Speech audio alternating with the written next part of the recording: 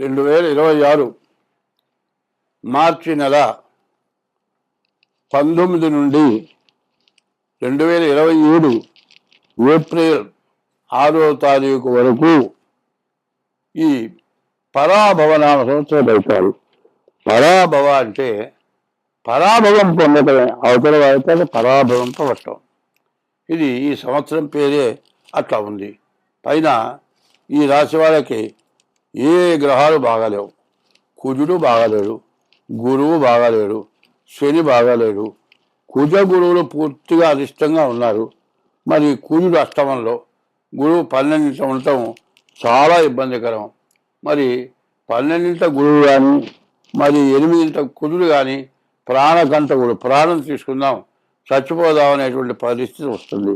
అదే కాదు, అట్లా పరిస్థితి రాకపోయినా ఏదైనా దెబ్బ తగిలింది, మరి చిన్న దెబ్బే, కాలు ఫ్రాక్చర్ అయింది, మంచంలో పడుకోదా 3 నెలల వరకు కాలు కింద పెట్టబాకు, 3 నెలల తర్వాత మళ్ళీ ఎక్స్రే తీసి చూస్తాము, కట్టుకుంటే సరే లేదా మళ్ళీ కట్టాలంటారు. మరి ఈ టైంలో ప్యాసుకు పోవాలన్నా లెట్రిన్కి పోవాలన్నా ఇబ్బంది. ఏదో రకంగా కాలు కింద పెడితే కాలు మళ్ళీ సెట్ కాక మళ్ళీ ఇంకో 3 నెలలు, 6 నెలలు చిన్న పెద్ద ఆపరేషన్ కాదు, చిన్న ఫ్రాక్చరు, 6 నెలలు హింస పెడితే మరి చేసే వృత్తి చేయలేము. వచ్చే ఆదాయం రావట్లేదు. ఏదైనా వృత్తి చేస్తుంటే ఇంట్లో తిండి ఖర్చులు జరుగుతాయి. ఇదిగాక హాస్పిటల్లోనూ బెడ్ మీద ఉంటే మందులు ఖర్చులు, ఇక చెప్పటానికి వీల్లేదు. ఏమిటా అంటే ఈ బాధలు అనుభవించిన వారికి అర్థమవుతుంది కానీ చెప్పటానికి వీలుగా అనేటువంటి పరిస్థితి. ఈ రాశి వాళ్ళకి బుధుడు శుక్రుడు తప్పితే ఏ గ్రహాలు బాగాలేరు.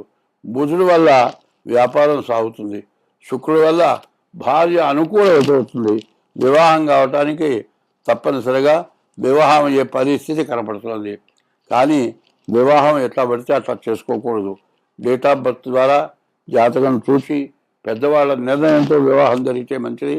అట్లా కాకుండా సొంత నిర్ణయాలు తీసుకొని మేము ప్రేమించుకున్నాం, మేము పెళ్లి చేసుకుంటాం అనే పద్ధతిలో కనుక చేస్తే మాత్రం చాలా ఇబ్బంది పడతారు.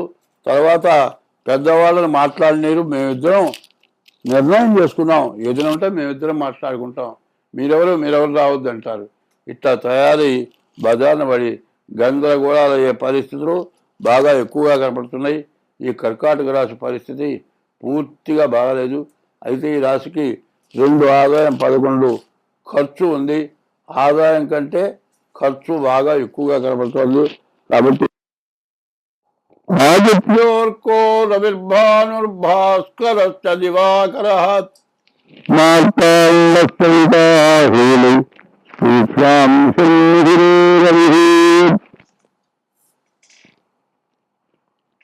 గురుభ్యో నమః. ఓం శ్రీ గురుభ్యో నమః. ఓం శ్రీ గురుభ్యో నమః.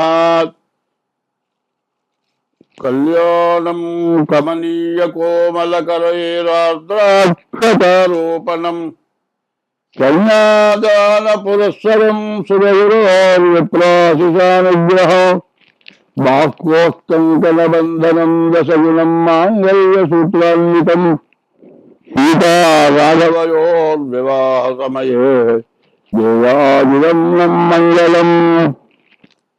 కళ్యాణౌ కమనీయ రూప విభవౌ కల్పద్రుమౌ శ్రీపదౌ కంజాక్షౌ కనకోపమాంబరధరౌ కంజాననౌ పారుణౌ కళ్యాణ ప్రమద ప్రదౌ కవినుతౌ కస్తూరికాకర్తికౌ శ్రీదౌతౌ శుభదం తదీహ భరతాం శ్రీజానకీ రాఘవౌ.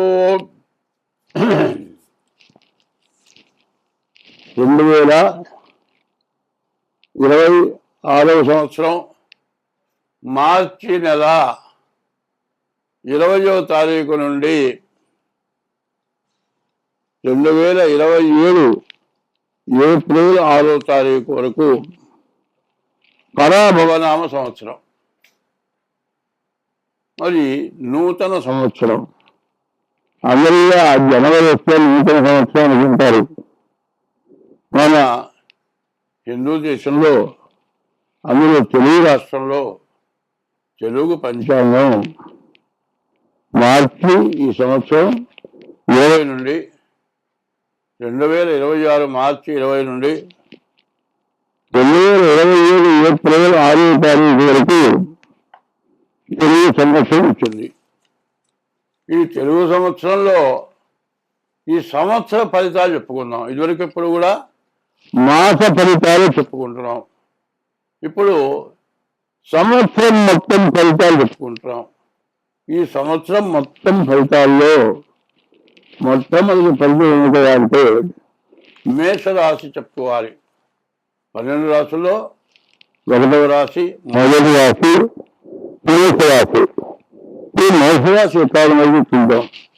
ఈ మేషరాశికి వచ్చేది కదా 5 గ్రహాలు బాగున్నాయి. రవి, బుధుడు, కుజుడు, రాహు, శుక్రుడు. ఈ 5 గ్రహాలు కూడా బాగున్నాయి. అయితే రవి పూర్తి ప్రతిష్టలు ఇచ్చేవాడు. అప్పగామి దగ్గర ఏం చెప్పారంటే రవి కనుక ఈ రవిరేఖ అనేది ఉంటుంది. అప్పగామి దగ్గర రవిరేఖ లేకపోతే వారి జీవితం వ్యర్థం ఉంది. అటువంటి రవి ఏకాదశంగా ఉన్నారు. కుజుడు, బుధుడు, రాహుడు. రవి, బుధుడు, కుజుడు, రాహుడు వీళ్ళందరూ కూడా ఏకాదశంగా ఉన్నారు. ద్వాదశంలో శుక్రుడు, శని ఉన్నారు. 3 గురువు, మరి 5 కేతువు. అయితే ఈ రాశి వాళ్ళకి ఒక రకంగా చాలా బాగుంది. రవిముద్రుడు కలిసి ఉంటే బుధాదిత్య అన్నారు. బుధాదిత్య రావు ఉంటే ఏకాదశిలో ఉంటే డబ్బుకి తెలియలేదు. ఎక్కడ డబ్బులు చేతికొస్తాయి. ఇల్లు బాగుంటే ఆస్తులు, పొలాలు, ఇల్లు ఇవన్నీ కొనుక్కుంటారు. రవి బాగుంటే మీరు ఏ వృత్తి చేసినా కూడా ఆ వృత్తిలో మంచి ఆదాయం బాగుంటుంది. అయినా శుక్రుడు ద్వాదశంలో ఉన్నారు. ఈ శుక్రుడు వల్ల వివాహం కాని వాళ్ళకి వివాహం అవుతుంది. ఒకవేళ వివాహం అయ్యి ఉంటే వాళ్ళకి సంతానం కలుగుతుంది. భార్య బాగా అనుకూలమవుతుంది. ఇంతవరకు చాలా బాగుంది. బాగుందండి ఎంకేమో చేయాలి. శని 12 వాడు. మేషరాశికి 12 శని అంటే 7 శని మొదటి భాగం. ఒక్కొక్క రాశిలో శని 2 సంవత్సరాల 6 మాసాలు ఉంటారు. అటువంటి శని మరి 12 ఉండటం చాలా నష్టదాయకం. ఈ శని 2025 మార్చి 30వ తారీఖు శని మీనరాశిలో వచ్చారు. ఇప్పటికీ సంవత్సరం అయిపోయింది. 7 మాసంలో 7 సంవత్సరాల 6 మాసాలు. దానికి మొత్తం సంవత్సరం అయిపోయింది. ఇంకా సంవత్సరంన్నర జరగాల్సి ఉన్నది. మరి ఈ రాశివాళ్ళ పరిస్థితి ఏంటంటే శనిని గురించి ప్రత్యేకంగా చెప్పారు. ద్వాదశాష్టమ జన్మస్థం శని మంగారకోగురు కొల్లంతి ప్రాణ సందేహం స్థానచయం ధనక్ష అన్నారు. మరి బతకడానికి చాలా కష్టంగా ఉంటుంది. బతుకులు ఏది కావాలో ఆ సావాసం ఏది లేకదు. మరి ప్రాణ దేని లేకపోతే తక్కువగా అనిపిస్తుంది. కొల్లంతి ప్రాణ సందేహం స్థాన చయం ఇల్లు చేసే ఉద్యోగం ఇంటి మార్గం ధనక్షయం. ఉన్న డబ్బులన్నీ ఖర్చు అయితే అప్రూపాలు అవుతాం. ఇది ఏలినాశంలో ఉన్న భాగం. అందులో ద్వాదశంలో ఉన్న శని బాగా ఇబ్బంది పడతాడు. కాబట్టి ఈ రాశులు రవి, కుజుడు, బుధుడు, రాహుడు, శుక్రుడు ఈ 5 గ్రహాలు బాగున్నాయి. 8 గ్రహాల్లో 5 గ్రహాలు బాగున్నాయి. బాగున్న గ్రహాలు 3 శని, బుధుడు, కేతువు. అందులో రాహు కేతువుల మధ్యలో గ్రహాలు పడ్డాయి. రాజసత్వ దేశం పడ్డది. కాబట్టి రాశివాళ్ళు ఎంచుకోవాలంటే తప్పనిసరిగా శనికి 19,000 జపం. ఇక ఇది ప్రతి శనివారం కూడా. ఎందుకంటే 6 సంవత్సరాలు 6 మాసాలు ప్రతి శనివారం తప్పనిసరిగా శనిక విభజన చేయించుకోవాలి. శని 9 శనిక విభజన చేయించుకోవాలి. తర్వాత ఈ సంవత్సరంన్నర ఎందుకంటే 2026, 2026, 2027 దీని వరకు కూడా పరిస్థితులు శనికి 19,000 జపం చేయించి 4 నెలలు రావాలి. మళ్ళీ దీని తర్వాత శని మళ్ళీ జన్మానికి వస్తారు. అప్పుడు కూడా శని జపం చేయించుకోవాలి. శనికి 19,000 సార్లు శ్రీమంతం జపం చేయించుకొని 4 నెలలు రావాలి. ఇది కాకుండా గోచార రీత్యా సగం బాగుంది, సగం బాగలేదు. దీన్ని ఎట్లా చేయాలంటే ఇప్పుడు ఈ రాశికి ఇంత కష్టం ఉంది కాబట్టి ముందుగా మీ డేట్ ఆఫ్ బర్త్ 30 తారీఖు నెల సంవత్సరం సంవత్సరం టైము దాని ద్వారా జాతకం చెప్పించుకోవడం మంచిది. ఇది గోచారం. గోచారం 25 గంటలో జరుగుతుంది. గ్రహచారం మరి 75 గంటలు జరుగుతుంది. కాబట్టి ఈ రాశి వాళ్ళ ముందు ఏం చేయాలంటే ముందుగా జాగ్రత్తగా ఈ శని జపం చేయించుకోవడం, మరి డేట్ ఆఫ్ బర్త్ లేదా జాతకం చెప్పించుకోవడం చాలా అవసరం.